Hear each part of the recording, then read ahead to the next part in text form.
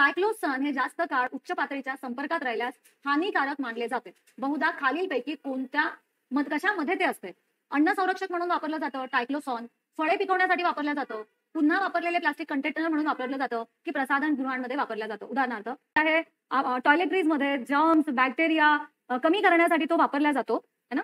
तर लक्षात ठेवा, या प्रश्नाचं उत्तर काय येईल? ट्रायक्लोसॉन उच्च पातळीवर वापरलं जातं, हार्मफुल ठरतं जास्त मोठ्या प्रमाणात वापरलं गेलं तर. टॉयलेटरीज मध्ये जर्म्सला मारून टाकायला, बॅक्टेरिया फंगाय ड्यू यांना मारून टाकण्यासाठी ट्रायक्लोसॉन वापरलं जातं.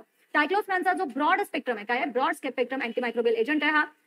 2016 मध्ये एफडीएने एक नवीन रूल आणला होता, ज्याच्यामध्ये ट्रायक्लोसान हा अँटीसेप्टिक गोष्टींमध्ये किंवा बॉडी वॉश मध्ये किती प्रमाणात यूज केला पाहिजे याचे नियम एफडीएने बांधून दिले होते.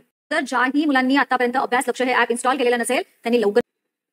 तर हे जरा पुस्तकाचं कव्हर पेज बदललेलं आहे. बरीच मुलं पुस्तकांबद्दल विचारत होती तुमच्यापैकी ज्यांनी